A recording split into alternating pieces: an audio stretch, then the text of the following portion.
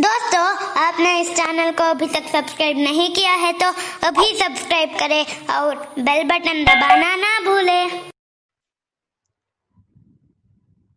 दोस्तों और मेरे छात्रों, आप सबको मेरा नमस्कार। संधि और उसके भेद से संबंधित आज तीसरा भाग है। ಸ್ನೇಹಿತರೆ ಹಾಗೂ ನನ್ನ ನೆಚ್ಚಿನ ವಿದ್ಯಾರ್ಥಿಗಳೇ, ಸಂಧಿಯ ಬಗ್ಗೆ ನಾವು ಕಲಿತಾ ಈಗಾಗಲೇ 2 ತರಗತಿಗಳು ಮುಗಿದಿದೆ. ಇದು 3ನೇ ತರಗತಿ. संधि के भेद के बारे में हम जान चुके हैं. संधि के 3 भेद है, मतलब 3 प्रकार है. 3 ಪ್ರಕಾರಗಳಿದೆ. पहला स्वर संधि, दूसरा ವ್ಯಂಜನ ಸಂಧಿ और तीसरा ವಿಸರ್ಗ ಸಂಧಿ. ಇದು ನಿಮಗೆ ಗೊತ್ತಾಗಿದೆ. ಅದರಲ್ಲಿ ನಾವು ಸ್ವರ ಸಂಧಿ ಬಗ್ಗೆ ಕಲಿತಾ ಇದ್ವಿ. ಈಗಾಗಲೇ 2 ತರಗತಿ ಆಗಿದೆ. आज यह तीसरा क्लास है. स्वर संधि के 5 भेद है. दीर्घ संधि, गुण संधि, वृद्धि संधि, यण संधि, अयादि संधि. अब तक हम दीर्घ संधि सीख चुके हैं. गुण संधि के बारे में भी हम जान चुके हैं. वृद्धि संधि भी हुआ है. आज यण संधि के बारे में हम सीखेंगे. यण संधि और अयादि संधि, तब स्वर संधि तो भी 5 भेद हम पूरी तरह से सीख पाएंगे. यण संधि, इसमें क्या है, इसकी परिभाषा ಏನು ಇದರ ಅರ್ಥ, ಪರಿಭಾಷೆ ಏನಿದೆ, ವ್ಯಾಖ್ಯೆ. यदि ई ई उ उ या र के बाद, देखिए ई ई उ उ या र के बाद कोई भिन्न स्वर आने पर, ಅಂದ್ರೆ ಇಲ್ಲಿ पूर्व पदದ ಕೊನೆಯ ಅಕ್ಷರ, पूर्व पद के अंत में जो स्वर आता है ना, क्योंकि हम स्वर संधि पढ़ा रहे हैं या सीख रहे हैं, तो स्वर के बारे में ही बात करनी है. ई उ उ रू कहाँ आ सकते हैं? पूर्व पद के अंत में, पूर्व ಪದದ ಕೊನೆಯಲ್ಲಿ ಈ ಸ್ವರಗಳು ಬಂದ್ರೆ, ಈ ಬರ್ಬೋದು, ಊ ಬರ್ಬೋದು ಅಥವಾ ರೂ ಬಂದ್ರೆ, बाद कोई भिन्न स्वर, उसके बाद जो उत्तर पद है उससे उसका पहला स्वर भिन्न, कोई भिन्न स्वर हो तो, कोई भिन्न स्वर आने पर, ಅಂದ್ರೆ ಉತ್ತರ ಪದದ ಮೊದಲ ಸ್ವರ ಬೇರೆ ಸ್ವರ ಆಗಿದ್ರೆ ಅದು ಯಾವ ಬೇಕಾದ್ರೂ ಆಗ್ಬೋದು. ನೋಡಿ, ಇಲ್ಲಿ ಯಾವುದೇ ಕಂಡೀಷನ್ ಇಲ್ಲ. पूर्व पद के अंत में ये स्वर होना है, ई ಇರ್ಬೇಕು ಅಥವಾ उ ಇರ್ಬೇಕು, ರು ಇರ್ಬೇಕು. उत्तर पद में कोई भी स्वर आ सकता है. ಯಾವ ಸ್ವರ ಇದ್ದಾಗ ಏನೇನಾಗುತ್ತೆ ಚೇಂಜಸ್, ಈ ಮುಂದೆ ಬೇರೆ ಸ್ವರ, ಭಿನ್ನ ಸ್ವರ ಅಂದ್ರೆ ಬೇರೆ ಸ್ವರ, ಸೇಮ್ ಸ್ವರ ಅಲ್ಲ. ಸೇಮ್ ಸ್ವರ ಆದ ಕೂಡಲೇ ಅದು ದೀರ್ಘ ಸಂಧಿ ಆಗ್ಬಿಡುತ್ತೆ, ನಿಮ್ಗೆ ಗೊತ್ತಿದೆ. कोई भी भिन्न स्वर आने पर ई का य हो जाता है. ई ಏನಾದ್ರೂ पूर्व पद के अंत में अगर ई है तो य में परिवर्तित हो जाता है. उ है तो वह व में परिवर्तित हो जाता है. र हो तो र में ಪರಿವರ್ತಿತ हो जाता है. ನೋಡಿ, ಈ ಇದೆ ಅಂದ್ರೆ ಅದರ ಮುಂದೆ ಅಂದ್ರೆ ಉತ್ತರ ಪದದ ಮೊದಲ ಸ್ವರ ಯಾವ್ದಾದ್ರೂ ಇರಬಹುದು, ಅದೇ ಇರ್ಬೇಕು, ಇದೇ ಯಾವುದೇ ಸ್ವರ ಅಂದ್ರೆ ಭಿನ್ನ ಸ್ವರ ಇರ್ಬೇಕು, ಅಂದ್ರೆ ಸೇಮ್ ಸ್ವರ ಇರಬಾರ್ದು. ಯಾಕೆ ಸೇಮ್ ಸ್ವರ ಬಂದಿದೆ ಅಂದ್ರೆ ಅದು ದೀರ್ಘ ಸಂಧಿ ಆಗುತ್ತೆ. कोई भी भिन्न स्वर आने पर, ತುಂಬಾ ಈಸಿ ನೋಡಿ, कोई भी भिन्न स्वर आने पर ई के बाद या हो जाता है. र उ के बाद कोई भी भिन्न स्वर आने पर उ व हो जाता है. र के बाद कोई भी भिन्न स्वर आने पर र हो जाता है. ಇದು ಇದರ ಡೆಫಿನೇಷನ್. ತುಂಬಾ ಸಿಂಪಲ್ ಆಗಿದೆ, ಈಸಿಯಾಗಿ ಕಲಿಬಹುದು. पूर्व पद का अंतिम स्वर ಯಾವ ರೀತಿ ಆಗ್ತಾ ಇದೆ ನೋಡೋಣ. ಇಲ್ಲಿ ನಾವು ಪ್ರಾಕ್ಟಿಕಲ್ ಆಗಿ ಕಲ್ತ್ಬೇರೆ, ಒಂದು ಎಕ್ಸಾಂಪಲ್ ಕಲ್ತ್ರು ಸಾಕು. ಸರಿಯಾಗಿ ಕಲ್ತ್ರೆ ಆ ರೀತಿ 100 ವರ್ಡ್ಸ್ ಕೊಟ್ಟು ನೀವು ಮಾಡಬಹುದು. पूर्व पद का अंतिम स्वर प्लस उत्तर पद का प्रथम स्वर. ನೋಡಿ, ಇದೊಂದು ಮ್ಯಾಥಮೆಟಿಕಲ್ ಇದ ರೀತಿ ಇದೆ. पूर्व पद का ಕೊನೆಯ स्वर और उत्तर पद का प्रथम स्वर. पूर्व पद का अंतिम स्वर कौन सा आ सकता है? ई अथवा ई प्लस कोई भिन्न स्वर, ಯಾವುದಾದ್ರೂ ಆಗ್ಬೋದು, ಇಲ್ಲಿ ಅದೇ ಬರಬೇಕು ಅನ್ನೋ ರೂಲ್ಸ್ ಇಲ್ಲ. कोई भिन्न स्वर ಯಾವುದ್ರ ಮುಂದೆ ಈ ಅಥವಾ ಈ ಮುಂದೆ ಯಾವುದೇ ಭಿನ್ನ ಸ್ವರ ಬಂದ್ರು ಈ या में बदल जाता है. अति एग्जाम्पल देखेंगे. अति प्लस अधिक, अति ति प्लस ई अधिक में आ स्वर है, यह उत्तर पद का प्रथम स्वर. अ ई और या मिलकर यहाँ या आता है. ಇಲ್ಲಿ ಯಾನೇ ಬರ್ಬೇಕು ಅಂತಿನಿಲ್ಲ, ಯಾವ ಸ್ವರ ಬೇಕಾದ್ರೂ ಬರಬಹುದು. ಈ ಮುಂದೆ ಈ ಬಿಟ್ಟು ಬೇರೆ ಯಾವುದೇ ಸ್ವರ ಬಂದ್ರು ಅದು ಯಾಗೆ ಕನ್ವರ್ಟ್ ಆಗೋದು, ಬೇರೆ ಯಾವ ರೀತಿನಲ್ಲೂ ಚೇಂಜಸ್ ಆಗೋದಿಲ್ಲ. ಸೊ ಅತ್ಯಧಿಕ್ ई प्लस आ मिलकर या, क्योंकि ई के पास कोई भी भिन्न स्वर आने पर या हो जाता है। अति प्लस अधिक, अत्यधिक। नेक्स्ट है पूर्व पद का अंतिम स्वर और उत्तर पद का प्रथम स्वर ऊ ಬಂದ್ರೆ ಏನ್ ಮಾಡ್ಬೇಕು? ऊ आने पर कोई भी भिन्न स्वर उसके आने पर भी वह वा में बदल जाता है। ऊ ನೋಡಿ ಈ ಅಂದ್ರೆ ಯಾ ಬಾಯ್ತು, ऊ ಅಂದ್ರೆ ವಾ ಆಯ್ತು। ನೋಡಿ ಈಸಿ, ನೆನ್ಪಿಟ್ಕೊಳ್ಳೋದಕ್ಕೂ ತುಂಬಾ ಈಸಿ ಇದೆ। ऊ के बाद कोई भी भिन्न स्वर आने पर वह वा में बदल जाता है। ಯಾವ ರೀತಿ? एक उदाहरण के साथ देखेंगे। मनु प्लस अंतर, मनवंतर। मनु, मनु न प्लस ऊ एक स्वर है। ऊ के बाद कोई भी स्वर आने पर यहाँ अ, अम या योग वहाया है। कोई भी स्वर आने पर यहाँ व में बदल जाता है। ಮನ್ವಂತರ್ ನೋಡಿ, ಇಲ್ಲಿ ಮನು ಪ್ಲಸ್ ಅಂತರಲ್ಲಿ ವಾ ಇರ್ಲೇ ಇಲ್ಲ, ಅಲ್ಲಿ ಇಲ್ಲಿ ವಾ ಬಂದಿದೆ। ಎಲ್ಲಿಂದ ಬಂತು? ऊ के सामने कोई भी भिन्न स्वर आने पर वह वा में बदल जाता है। ಇದಕ್ಕೆ इसलिए मनु प्लस अंतर मन्वंतर सही रूप होता है। ಇನ್ನೊಂದಿದೆ, पूर्व पद का अंतिम स्वर र है। उत्तर पद का प्रथम स्वर कोई भी भिन्न स्वर हो सकता है। ಈಗ 2-3 ಸಲ ಹೇಳಿದ್ದೀನಿ। ಆವಾಗ ಏನಾಗಬೇಕು? वह र में बदल जाता है। पितृ प्लस उपदेश, पितृ ಋ, ತ ಪ್ಲಸ್ ಋ, ರಿ ಅಂತ ಕೆಲವರು ಹೇಳ್ತಾರೆ। ಉತ್ತರ ಭಾರತದಲ್ಲಿ ಹೆಚ್ಚಾಗಿ ರಿ ಅಂತ ಹೇಳ್ತಾರೆ, ನಾವು ಕನ್ನಡದ ಇನ್ಫ್ಲೂಯೆನ್ಸ್ ಇಂದ ಋ ಅಂತ ಹೇಳ್ತಿದೀವಿ। पितृ ಋ प्लस उपदेश उ, ऋ के सामने कोई भी भिन्न स्वर यहाँ ऊ आया है तो वह र में बदल जाता है। पितृ प्लस उपदेश, पितृपदेश, पितृपदेश र में बदल जाता है। अभ्यास के लिए देखिए, इत्यादि, इति, ई प्लस आदि, इति प्लस आदि, इत्यादि के सामने आ आने पर कोई भिन्न स्वर आया इसलिए इत्यादि। प्रत्युपकार, प्रति ई प्लस उपकार, ಈ ಅಂತ ಇಲ್ಲಿ ಬಂದಿದೆ, ಬೇರೆ ಭಿನ್ನ ಸ್ವರ ಬರುತ್ತೆ ಅನ್ಕೊಳ್ಳಿ, ನಿಮ್ಗೆ ಯಾ ಬರುತ್ತೆ ಗೊತ್ತು ನೋಡಿ, ಇಲ್ಲಿ ಯಾ। ಪ್ರತಿ ಪ್ಲಸ್ ಉಪಕಾರ, ಪ್ರತಿನಲ್ಲಿ ಮತ್ತೆ ಉಪಕಾರಲ್ಲಿ ಯಾ ಇರ್ಲಿಲ್ಲ, ಇಲ್ಲಿ ಯಾ ಹೊಸದಾಗಿ ಬಂದಿದೆ।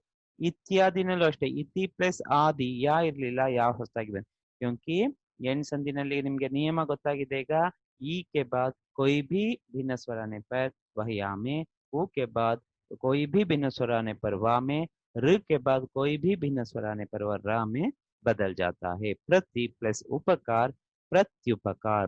प्रत्युत्तर उसी प्रकार देखिए, प्रति प्लस उत्तर, प्रत्युत्तर। यहाँ या नहीं था, यहाँ बीच में आ गया, प्रति प्लस उत्तर, प्रत्युत्तर। स्वागत, सु उ, सु प्लस आगत। देखिए स्वागत शब्द का संधि विच्छेद कैसे कर सकते हैं? सु उ प्लस आगत, उ के सामने आ भिन्न स्वर आ रहा है इसलिए वह स्वागत। सु उ आने पर वा, स्वागत। पितृ प्लस अनुमति, पितृ प्लस अनुमति, पितृ अनुमति। यहाँ त्र, ऋ के सामने उ आ रहा है, यहाँ पितृ अनुमति त्रा हो गया है। यहाँ त्र नहीं होता, त्रा होता है। अब अयादि संधि देखेंगे। यहाँ ऐ आदि, ऐ आओ, ऐ वो ऐसा आता है। जैसे यदि ये ऐ, ನಾವು ಅಲ್ಲಿ ಏನು ಕಲ್ತಿದೀವಿ? ಈ ಮುಂದೆ ಊ ಮುಂದೆ ರು ಮುಂದೆ ಆಯ್ತು, ಅದೇ ಅಂದ್ರೆ ಇಲ್ಲಿ ಪ್ರಥಮ ಪದದ ಅಂತಿಮ ಸ್ವರ, ಅದರಿಂದ ಮುಂದಕ್ಕೆ ಬನ್ನಿ ಈಗ। ರು ಕೆ ಬಾದ್ ಎ ಐ ಓ ಅವು ಉಳಿದಿದೆಯಲ್ವಾ, ಅದೇನಾದ್ರೂ ಬಂದ್ರೆ ಅಂದ್ರೆ ಎಲ್ಲಾ ರೀತಿಯ ಸ್ವರಗಳು ಬಂದ್ರೆ ಹೇಗಾಗುತ್ತೆ, ಯಾವ ಸಂಧಿ ಆಗುತ್ತೆ ಅಂತ ಒಂದೊಂದಾಗಿ ಹೇಳ್ತಾ ಇರೋದು। ಎ ಐ ಕೆ ಬಾದ್ ಎ ಐ और वो के बाद कोई भी भिन्न स्वर आए तो ये का ऐ होता है। ನೋಡಿ ಇಲ್ಲಿ ಬೇರೆ ಕಲರ್ ಅಲ್ಲಿ ತೋರಿಸಿದ್ದು, दूसरे रंग में दिखाया है। ऐ आने पर ऐ का आय होता है, ओ आने पर ओ का आओ, औ के बाद कोई भी भिन्न स्वर आने पर आओ हो जाता है। देखिए ए के सामने कोई भी भिन्न स्वर ऐ, ಐ ಕೆ ಸಾಮನೆ कोई भी ಭಿನ್ನ, ಭಿನ್ನ ಅಂದ್ರೆ ಬೇರೆ ಬೇರೆ ಸ್ವರ ಬರೋದು ಅಂತ ಅಷ್ಟೇ, ಬೇರೆ ಇನ್ನೇನಿಲ್ಲ, ಇಲ್ಲಿ ಯಾವುದು ಕಷ್ಟ ಏನಿಲ್ಲ ಇದರಲ್ಲಿ। ಐ ಮುಂದೆ ಯಾವುದೇ ಬೇರೆ ಸ್ವರ ಬಂದ್ರು ಆಯ್ ಆಗುತ್ತೆ। ಓ ಕೆ ಸಾಮನೆ कोई भी भिन्न स्वर आने पर औ, औ के सामने कोई भी भिन्न स्वर ಆನೆ पर वह ಆವ್ में बदल जाता है ಇಲ್ಲಿ ಆವ್ ಅನ್ನ ಸೇರಿಂದ ಎಂಡ್ ಆಗಿ ಏನಾದ್ರು ಒಂದು ವರ್ಡ್ ಇದೆ ಅಂದ್ರೆ ಅಲ್ಲಿ ಅವು ಇಂದ ಅದನ್ನ ನಾವು ಡಿವೈಡ್ ಮಾಡ್ಬೇಕಂದ್ರೆ ಸಂಧಿ ವಿಚ್ಛೇದ ಮಾಡ್ಬೇಕಾದ್ರೆ ಹಾಗೆ ಮಾಡ್ಬೇಕು एग्जांपल ಅಲ್ಲಿ ಮುಂದೆ ಹೇಳ್ತೀನಿ ಹಾಗೆ देखिए पूर्व पद का अंतिम स्वर पूर्व पद का अंतिम स्वर ये प्लस उत्तर पद का प्रथम स्वर अभी अभी मैंने बता दिया है कि कोई भी भिन्न स्वर हो सकता है ये के सामने कोई भी भिन्न स्वर आने पर वह ಐ में बदल जाता है ನೋಡಿ ಐ ಆಯ್ ಅಲ್ಲ ಐ ಎ ಮುಂದೆ ಬಂದ್ರೆ ಐ ಮುಂದೆ ಬಂದ್ರೆ ಮಾತ್ರ ಆಯ್ ಆಗ್ಬೇಕು ಅಲ್ಲಿ ದೀರ್ಘ नयन एक शब्द है यहाँ नयन नयन इसका संधि विच्छेद आप कैसे कर सकते हैं ನೇ ಅಂತಾನೆ ಮಾಡ್ಬೇಕು ನೇ ಯಾಕೆ ಎ ಬರ್ಬೇಕಲ್ಲ ಸ್ವರ ನಯನ್ ಇಲ್ಲಿ ದೀರ್ಘ ಇಲ್ಲ ಆಯ್ ಅಂದ್ರೆ ದೀರ್ಘ ಇಲ್ಲ ಇಲ್ಲಿ ನಯನ್ ಇರೋದ್ರಿಂದ ಹ್ರಸ್ವ ಇಸಿಲಿಯೇ ನ प्लस ಅಲ್ಲಿ ನೇ प्लस ये ನೇ ಬಂತು प्लस अन ನೇ प्लस ये प्लस आ भिन्न स्वर इसीलिए ಐ हुआ नयन ಸೊ ಈಗ ಸಂಧಿ ವಿಚ್ಛೇದ ಮಾಡೋದು ನಿಮ್ಗೆ ಗೊತ್ತಾಗುತ್ತೆ ಇಲ್ಲಿ ನೋಡಿ ಯ ಯ ಐ ಅಂತ ಬಂದ್ರೆ ನೀವಲ್ಲಿ ಎ ಅಂತಾನೆ ಬರ್ಬೇಕು ಯಾವ್ದಾದ್ರು ವ್ಯಂಜನ ಇದ್ರೆ ಅದಕ್ಕೆ ಎ ಕಿ ಮಾತ್ರನೇ ಕೊಡ್ಬೇಕು ಐ ಕಿ ಮಾತ್ರ ಕೊಡಬಾರ್ದು तो ये के सामने यहाँ अ स्वर भिन्न स्वर के रूप में आने से यह ಐ हुआ है उसी प्रकार पूर्व पद का अंतिम स्वर ಐ आने पर आय ಮಾಡ್ಬೇಕಷ್ಟೇ ಐ ಎಗೆ ಐ ಆದ್ರೆ ಐ आने पर आ हो जाता है पूर्व पद का अंतिम स्वर ऐ प्लस कोई भी भिन्न स्वर ನೋಡಿ कोई भी भिन्न स्वर ಎರಡು ಸಂಧಿಗಳದ್ದು ನೋಡಿ ಎಷ್ಟೊಂದು ಹೋಲಿಕೆ ಇದೆ कोई भी भिन्न स्वर आने पर आय हो जाता है जैसे नई आई नई के में क्या है एक व्यंजन है न प्लस आई एक स्वर है आई प्लस अक आ एक स्वर है उत्तर पद के प्रथम स्वर में स्वर आ है ऐ के सामने भिन्न स्वर आ आने से यह आय में बदल जाता है नोडी नायक अगर शब्द देंगे नायक शब्द का संधि विच्छेद कीजिए आपको कैसे लिखना है नई प्लस अक नायक अगर आप लिखेंगे ने प्लस अक नयक हो जाता है ಯಾಕಂದ್ರೆ ನೇ ಬಂದ್ರೆ ಐ ಆಗುತ್ತಲ್ಲ ಅದಕ್ಕೆ ನೈ ಪ್ಲಸ್ ಅಕ್ ಇದೇ ನಿಮ್ಗೆ ಇಲ್ಲಿ ಸಿಗ್ತಾ ಇರೋ ಒಂದು ಕ್ಲೂ ಐ ಬರ್ಬೇಕು ಅಂದ್ರೆ ಇಲ್ಲಿ ಆ ನಾಯಕ್ ಇದೆ ಅಂದ್ರೆ ನೈ ಮಾಡ್ಬೇಕು ನ ಮಾತ್ರ ಇದ್ರೆ ನೇ ಮಾಡ್ಬೇಕು ಅಷ್ಟೇ ಸಿಂಪಲ್ पूर्व पद का अंतिम स्वर अगर वो है ಸೇಮ್ ಅದೇ ರೀತಿ ಅಲ್ಲಿ ಏನ್ ಬಂತು ಅಲ್ಲಿ ಅದೇ ರೀತಿ ಇಲ್ಲಿ ಔ ಮತ್ತೆ ಆವ್ ಬರುತ್ತೆ ಐ ಆಯ್ ಇಲ್ಲಿ ಔ ಆವ್ ಬರ್ಬೇಕು पूर्व पद का अंतिम स्वर वो है उत्तर पद का प्रथम स्वर कोई भी भिन्न स्वर हो सकता है ಎಲ್ಲದಕ್ಕೂ सेम रूल औ हो जाता है जैसे भो ओ प्लस अन भवन भवन देखिए औ भ ಇಲ್ಲಿ ಭೋ ಪ್ಲಸ್ ಅನ್ ಭವನ್ ಔ ಬಂದಿದೆ ಇಲ್ಲಿ ಸೊ ಇಲ್ಲಿ ಭವನ್ ಬಂದಿದೆ ಅಂದಾಗ ನೀವು ಇಲ್ಲಿ ಸಂಧಿ विच्छेद करते समय आपको भो लिखना है भौ प्लस नहीं अगर भौ प्लस हम लिखेंगे तो भावन हो जाता है इसलिए यहाँ ह्रस्व है तो आपको यहाँ ओ की मात्रा वो स्वर आना है वो प्लस आ क्यों आया है कोई भी अन्य स्वर आने पर वह औ में बदल जाता है भो प्लस अन भवन भौ भावुक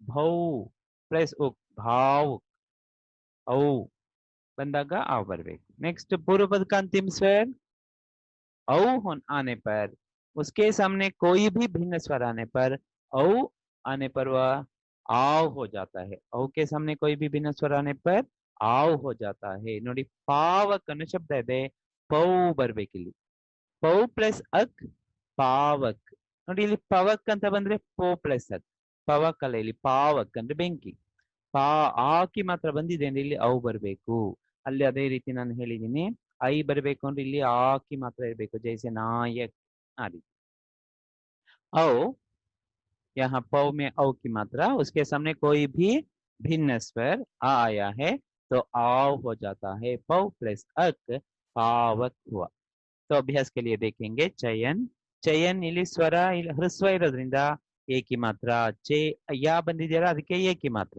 ಯಾ ಬಂದ್ರೆ ಏಕಿ ಮಾತ್ರ ವಾ ಬಂದ್ರೆ ಓಕಿ ಮಾತ್ರ ಇಷ್ಟು ಸಿಂಪಲ್ ನೋಡಿ ಇದೆರಡರಲ್ಲಿ ಏಕಿ ಮಾತ್ರ ಬರಬೇಕು ಇಲ್ಲಿ ಎ ಬರುತ್ತೆ ಇಲ್ಲಿ ವಾ ಬರುತ್ತಾ ಇದೆ ಚೇ चे प्लस अन चयन चे प्लस अन चयन हो गया याके ह्रस्व गायिका गायिका गा दीर्घ होने से ಗೈ ಪ್ಲಸ್ ಇಕಾ ಗೈ ನೋಡಿ गे प्लस इका ಬರೀಬಾರ್ದು क्योंकि यहाँ गई का नहीं गायिका है गई प्लस इका ಗಾಯಿಕಾ ಪವನ್ ಹ್ರಸ್ವ है ಪಾವನ್ ಇಲ್ಲ ಅದಕ್ಕಾಗಿ ಏನ್ ಮಾಡ್ಬೇಕು ಪೈಲಿ ಪೋ ಪ್ಲಸ್ ಅನ್ ಪವನ್ ಪೋ ಪ್ಲಸ್ ಅನ್ ಪವನ್ ನೋಡಿ ವಾ ಬಂದಿದೆ ಪೋ ಬಂದ್ರೆ ಪವನ್ ಔ ಹಾಗೆ पावन बरीಬೇಕಾದ್ರೆ पवन पावन ನೋಡಿ ಹ್ರಸ್ವ दीर्घ ओ यहाँ औ पौ प्लस अन पावन पौ